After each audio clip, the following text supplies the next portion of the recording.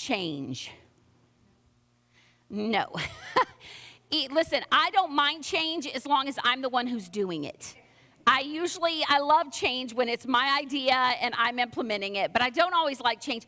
I was struck this week as I was preparing this message at how drastically things can change. In an instant, certain things can change. For instance, the day that I said I do, like my last name literally changed. I went from Amy Skaggs, which I was not a fan of that last name, to Amy Mitchell, which is a much more mellow, modern, normal name. Instantly went from being single to being married. Instantly, August 1st, 2002, instantly was a mom. Like all of a sudden this 9-pound, 13-ounce baby changed and rocked my world, you know? Some changes are sudden and exciting, and some changes are sudden and difficult. Can you remember 9/11? Those of us who are old enough to remember, I know where I was. I remember that day like it was yesterday. Like that day instantly changed our world. You'll never get to fly on a plane the same way that you did before that, right? That was an instant change. I think of instant change such as one car wreck 7 years ago, and I was motherless. One car wreck, just like that, my mama was gone. An instant change. No prep time. Remember 2020, middle of March, and one day, the world was shut down.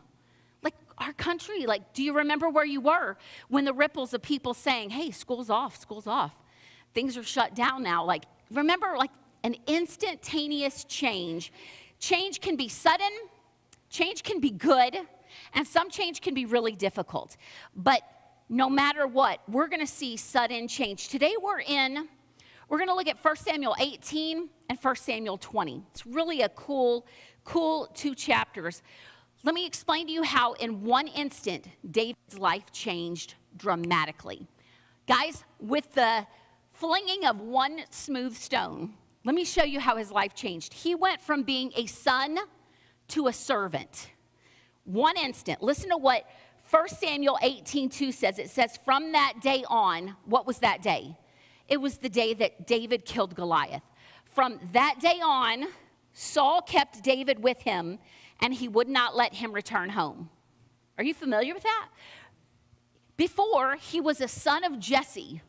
He was a shepherd boy of his father's household. He went from being a son to being a servant in one instant. What else? He went from being a shepherd to a soldier. He wasn't just a servant of Saul. In one instant, he went from being a shepherd, taking care of sheep, to all of a sudden leading armies of men. Listen to what verse 5 of chapter 18 says. Whatever Saul asked David to do, David did it successfully. So Saul made him commander. Say commander. He didn't simply go from soldier, though. He went from being a shepherd to a commander over the men of war, an appointment that was welcomed by the people and Saul's officers alike. It's kind of a remarkable change in an instant how David's life changed. He went in one moment with one smooth stone from being forgotten to being famous. He was so forgotten. Remember the story we talked a few weeks ago when Samuel the prophet comes to town and says, Jesse, bring me your sons, and there's the parade of boys.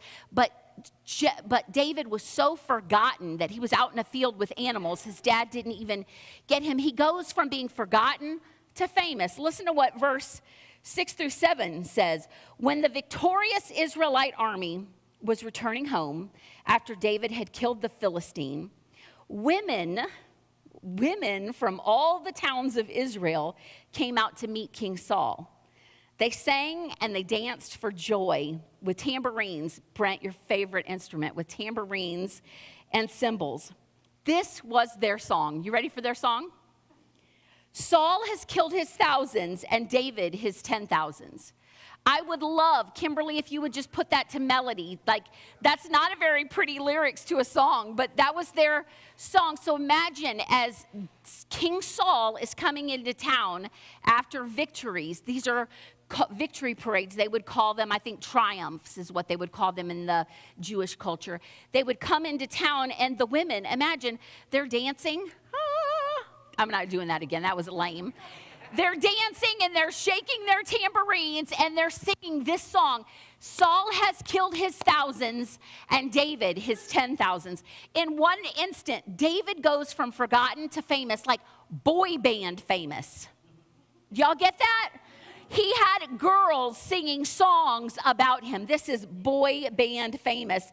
In one instant, he goes from hunting, from being hunted by the animals trying to get his sheep to being hunted by armies. Think about that. Pretty amazing. By the end of this sermon, we're going to see that David goes from being famous to being a fugitive. Listen to what Scripture's going to show us that. The result of these drastic changes, can you imagine that? Like one moment, all those drastic changes, you no longer just get to be the son, you're a servant. You no longer just get to take care of sheep, you've got to lead men into battle. And what we know about David is he was probably about 15 years old when he killed Goliath. Most Bible scholars kind of agree on that idea that he was roughly 15, maybe 16 years old. And all of a sudden he is in charge of military groups. And he has groups of women singing songs about him. His life changed just like that. In this change, let's look at 4 relationships that David has. David has to navigate relationships. Do you know that sometimes relationships can be tricky? Right? Like think about when you got married, you inherited a mother-in-law. You inherited a father-in-law.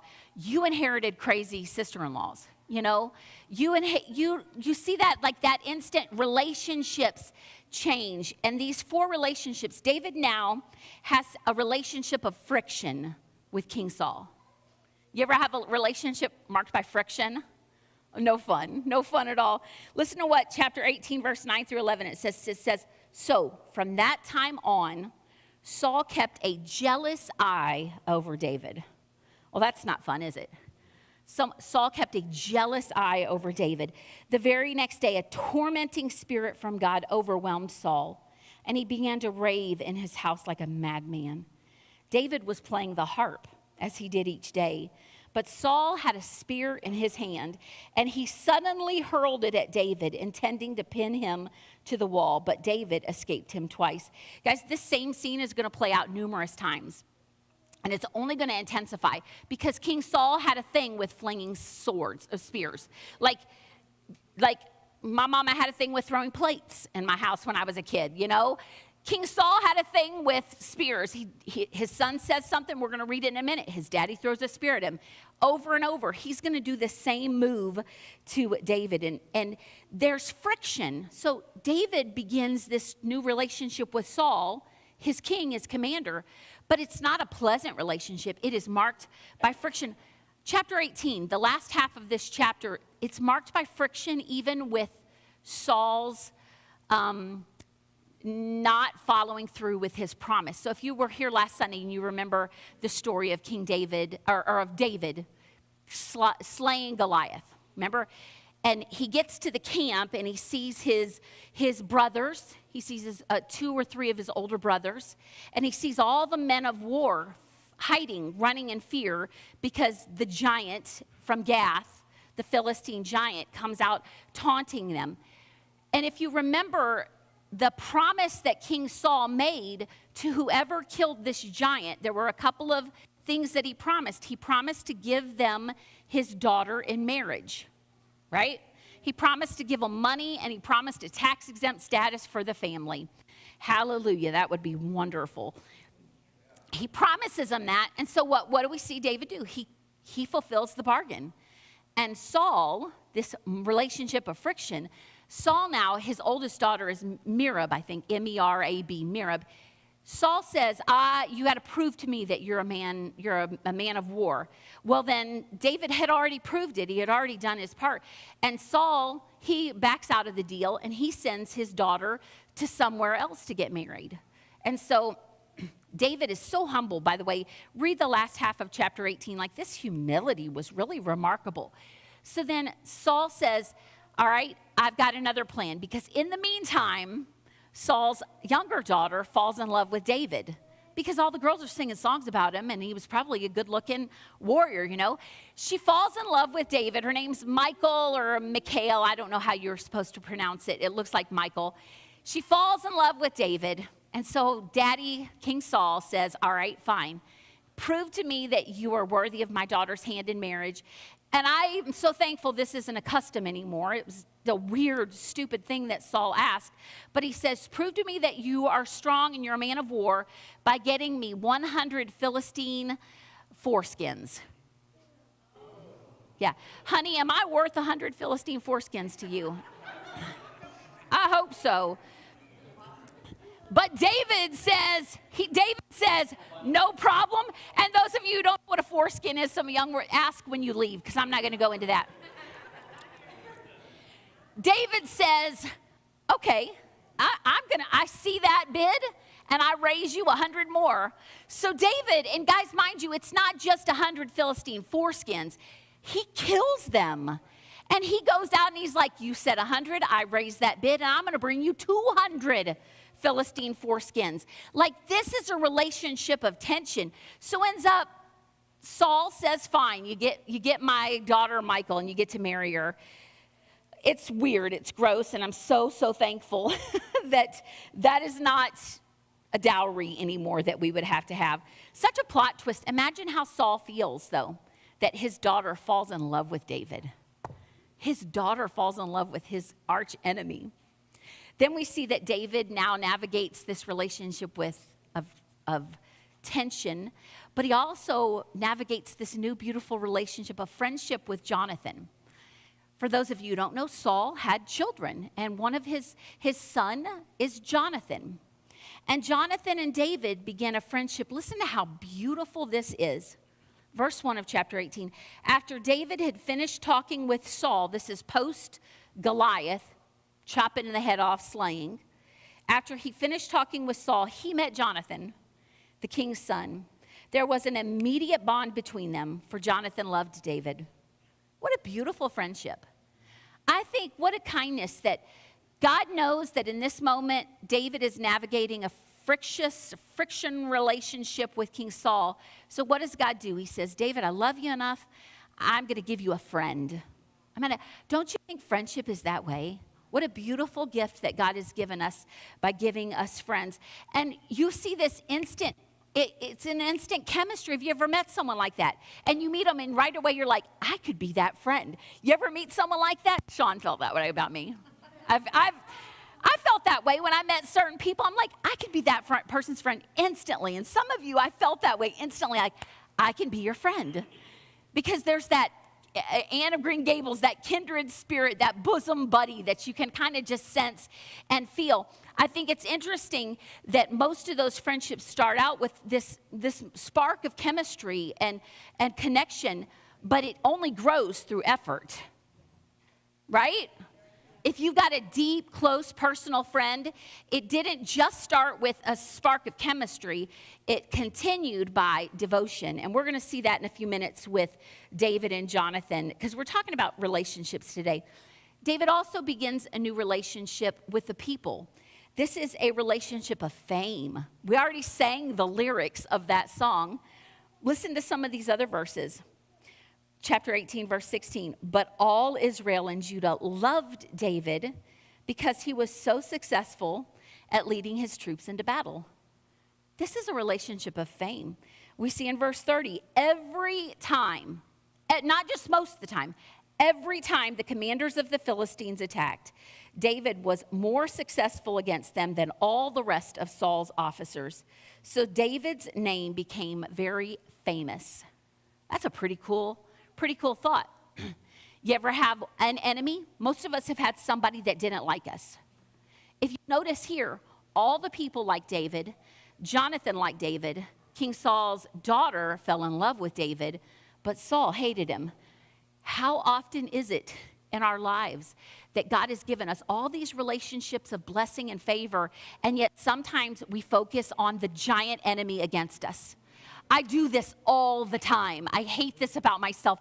But I can have I can have 40 people that love me, hopefully 40 people, but I can have one enemy. And I'm telling you, that one enemy's voice, it takes up free real estate in my head and my heart too often. Donnie so often has to remind me, Amy, okay, maybe that person doesn't like you. Think of all the people that do love you. But the one that doesn't like you shouts the loudest sometimes. Look at this last thought. David now has a new relationship of friction, of friendship, of fame, but he also has a new relationship of favor with God. I want you to listen.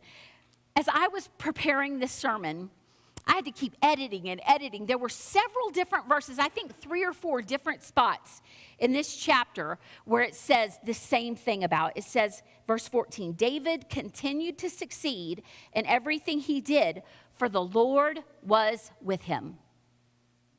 For the Lord was with him. We see that of Joseph in Genesis. In prison, the Lord was with him. In Potiphar's house, for the Lord was with him. What a beautiful, beautiful thing. He has this relationship of favor with God. I want to make one observation. It is possible to walk in favor with God and still experience tension with other people. And just because you experience tension with other people does not mean you are not in the favor and will of God. But I think that half the time. When I'm going through a trial, I think I must not be doing right, God.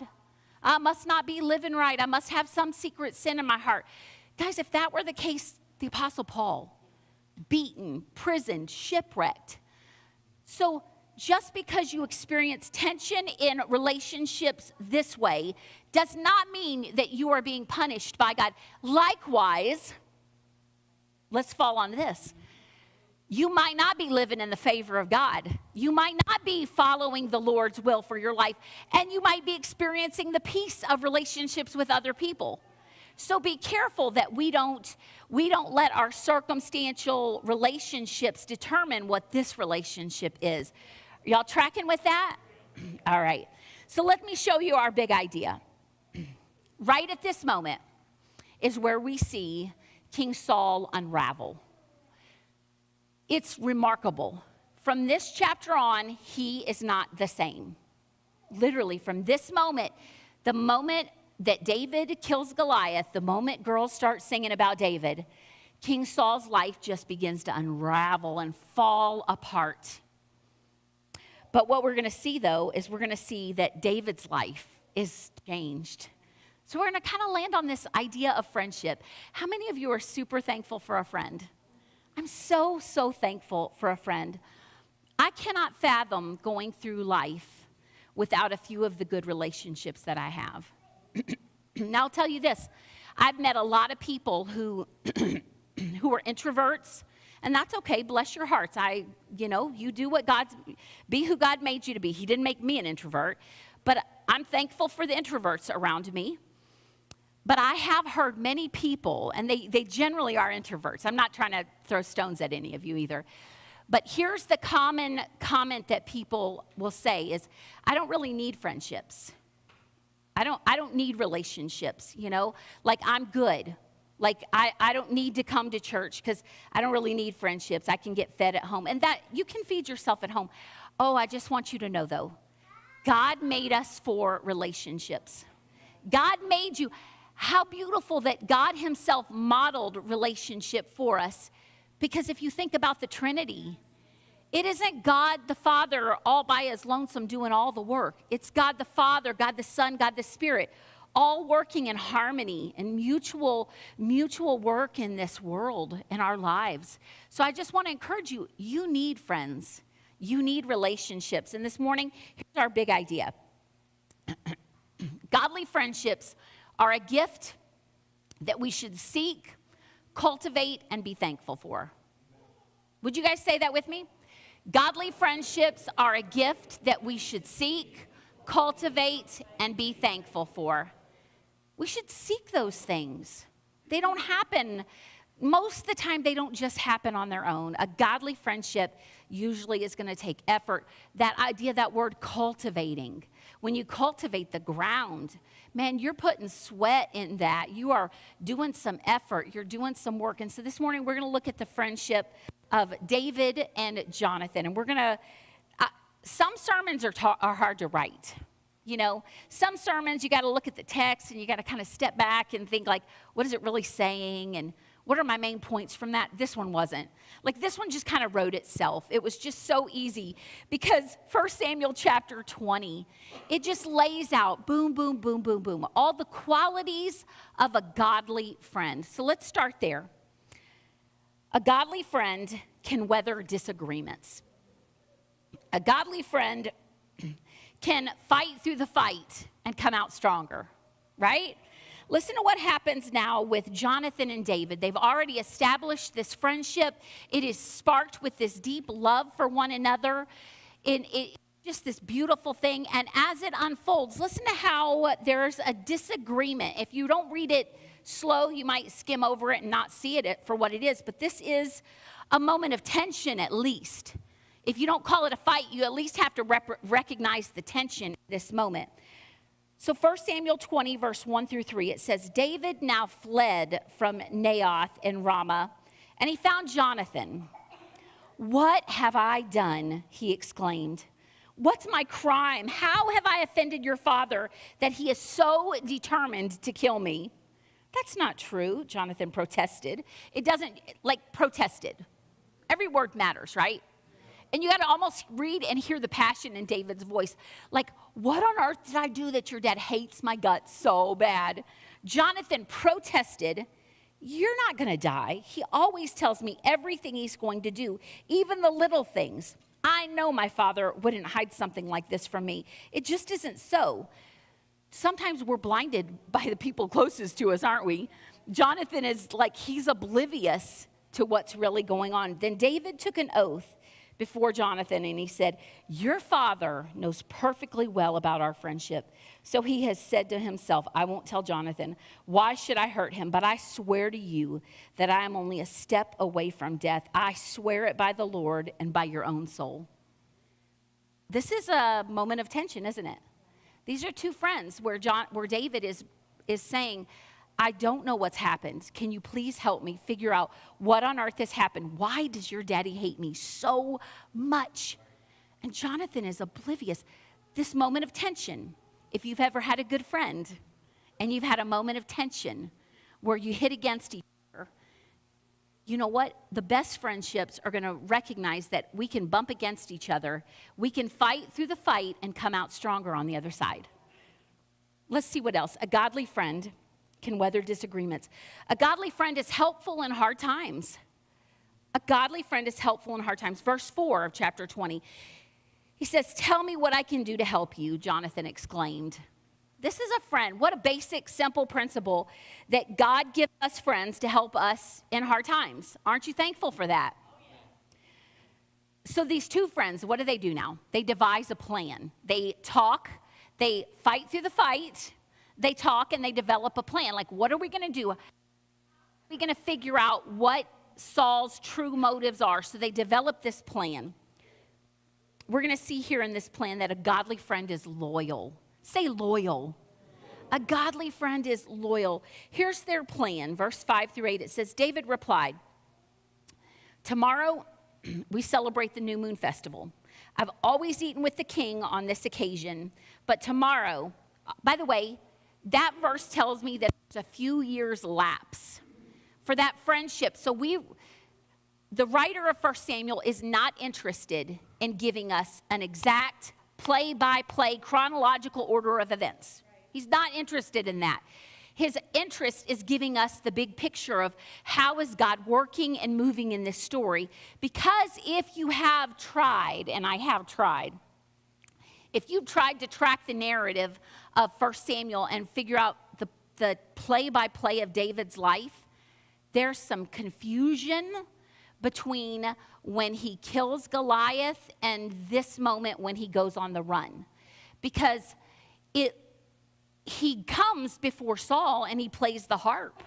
Remember? He plays the harp, but now after he kills Goliath, it looks like Saul doesn't even know who he is. So there is a little bit of confusion. Like, if you're not going to be able to lay out a strict chronological timetable, and I've seen a couple of scholars try to do that, and they're all a little different. So that one sentence tells me that there's some time for that friendship to deepen and develop. That he meets him after he kills Goliath, but between the meeting of Jonathan and him fleeing for his life, there's a time lapse that we don't know the specifics. It was anywhere from 1 year to 5 years, because we know that David took the throne at 30.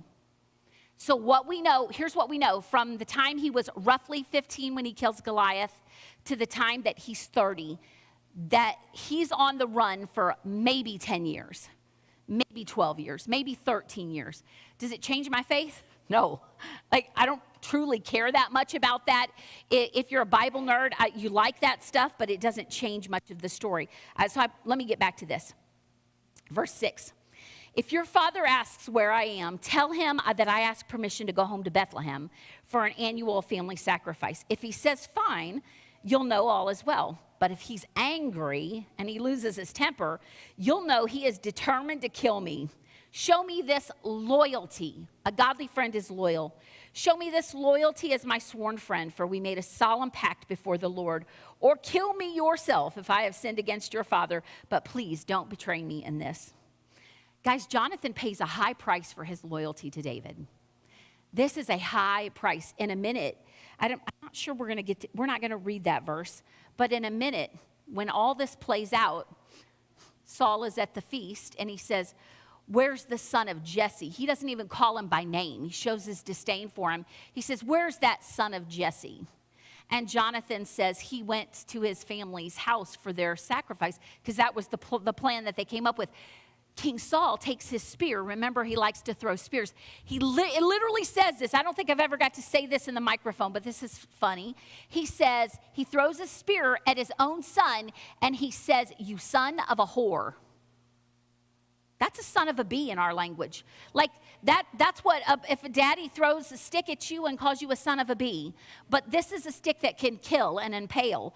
So, like, do you guys see Jonathan? What a high price for loyalty that he pays to David, that he's loyal to his friend. A godly friend, what else? They can be trusted to be truthful. A godly friend can be trusted to be truthful. The very next verse, verse 9, it says, never. He's saying, never will I betray you. Jonathan exclaimed, you know that if I had the slightest notion my father was planning to kill you, I would tell you at once. Guys, I am so thankful for friends that tell me what I need to hear and not always what I want to hear. A loose friend will tell you what you want to hear, but a godly friend is going to tell you what you need to hear. If you've ever walked through a treatment program and you've had to have a sponsor, that sponsor better be able to tell you what you need to hear. Right, guys?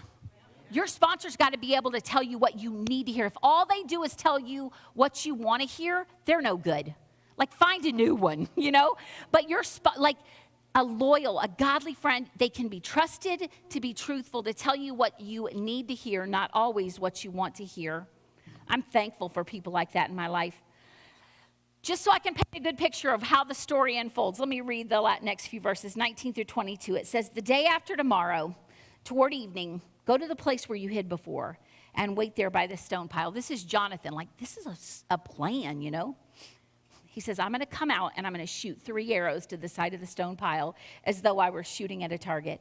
Then I will send a boy to bring the arrows back. If you hear me tell him, they're on this side, then you'll know, as surely as the Lord lives, that all is well and there is no trouble.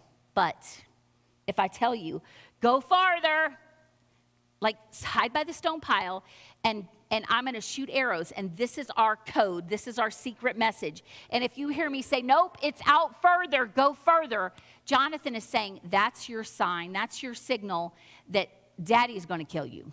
He's actually really mad, and he's not going to get over it, and your life is in danger. He says, but if I tell you go further, the arrows are still ahead of you, then it will mean that you must leave immediately, for the Lord is sending you away. Jonathan is promising to be truthful to his friend. I wonder, do you have a friend like that? Do you have a friend that can be trusted to be truthful in your life? Another thing we see is that a godly friend is honoring. They look for ways to honor one another. Honor, it's kind of a lost culture. It's kind of a lost art in our culture of honoring one another. But listen to how this happens. Verse 37, it says, when the boy had almost reached the arrow, Jonathan shouted out, "The arrow is still ahead of you. Hurry, hurry, don't wait." So the boy quickly gathered up the arrows and he ran back to his master. He, of course, suspected nothing. Only Jonathan David understood the signal. Then Jonathan gave his bow and arrows to the boy and told him to take them back to town. As soon as the boy had gone, David came out from where he had been hiding near the stone wall. Listen to this. Can you picture this scene? Then David bowed 3 times to Jonathan with his face to the ground. Both of them were in tears as they embraced each other and said goodbye, especially David. The chapter before, or chapter 18, it shares a moment of honor where Jonathan actually gives David his own armor. And he gives him, I can't remember all the different things, but he gives him his armor. He gives him his sword. Like, what an honorable thing he does. And now we've got a king. We've got the future king of Israel, so humbled and so honoring to his friend. In deference, he kneels to the ground and he bows. He doesn't just sit there. Like 3 times he bows, showing honor to a friend. What an honoring gesture. Let me encourage you in this.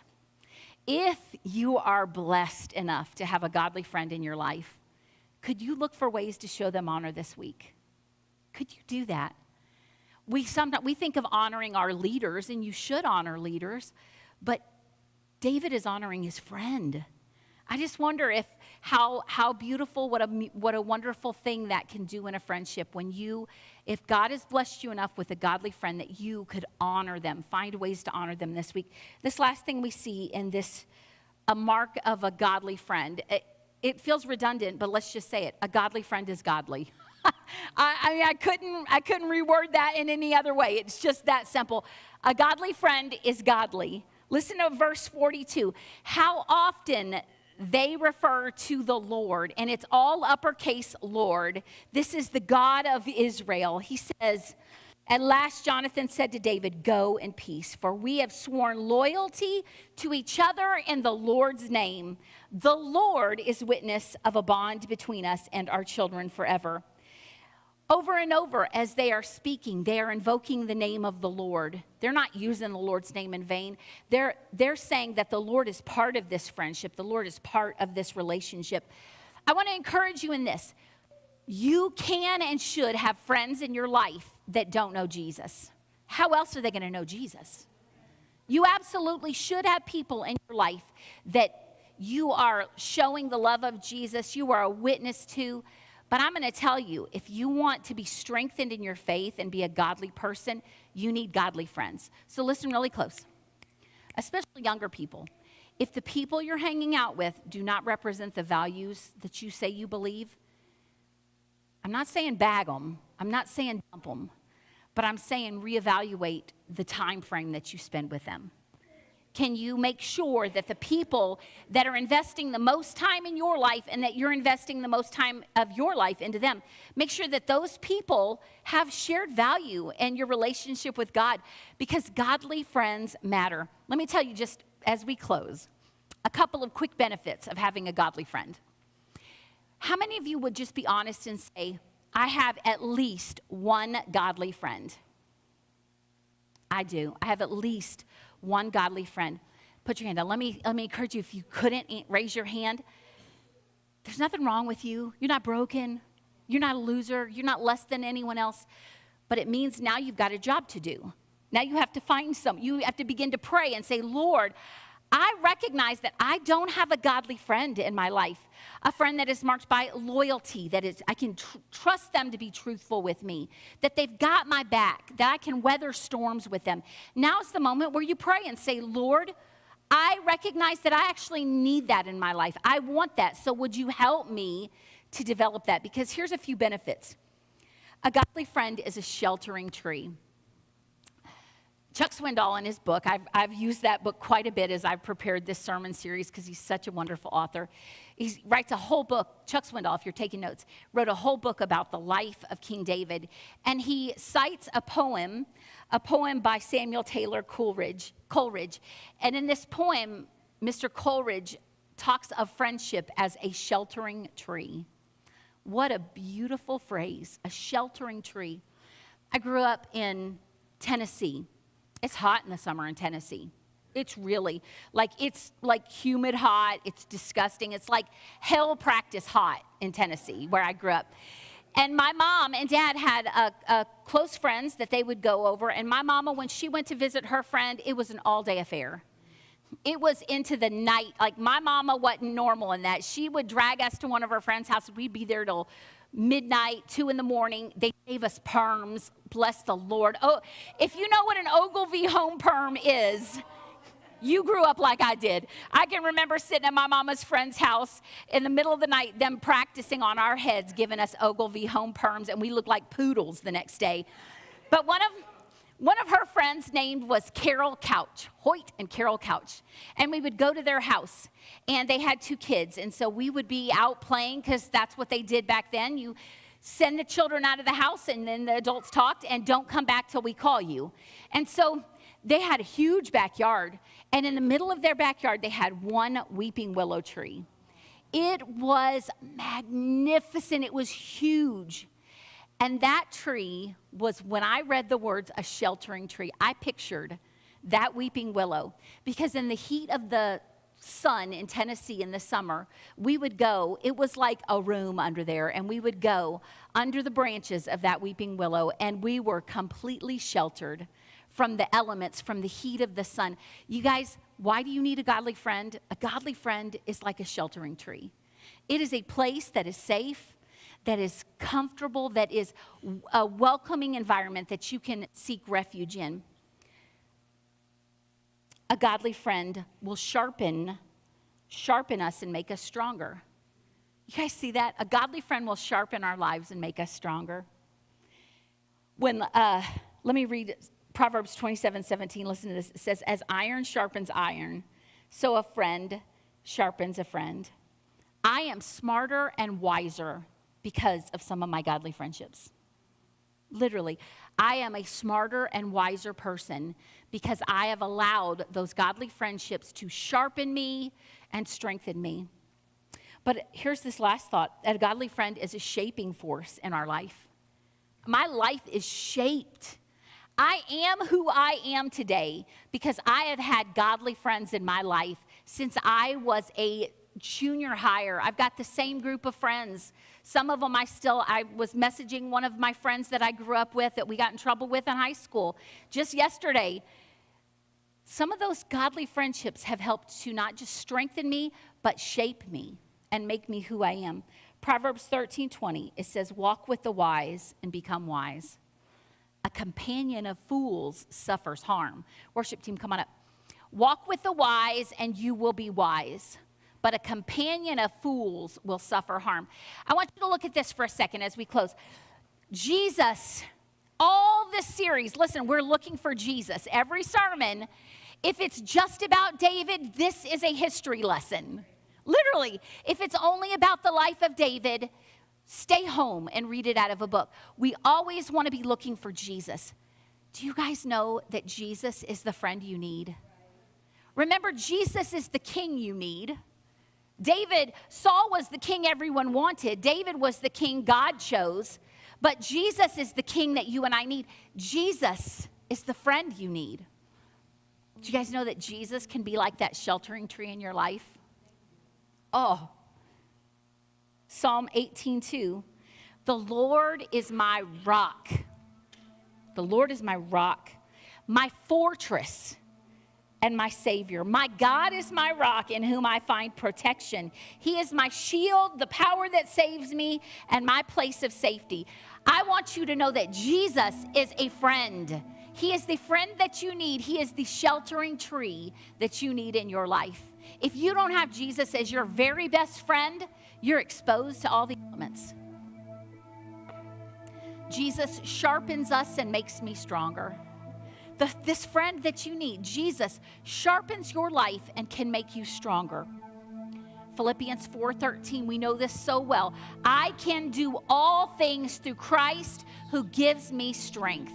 He is my strength. He is the friend that I need that makes me strong.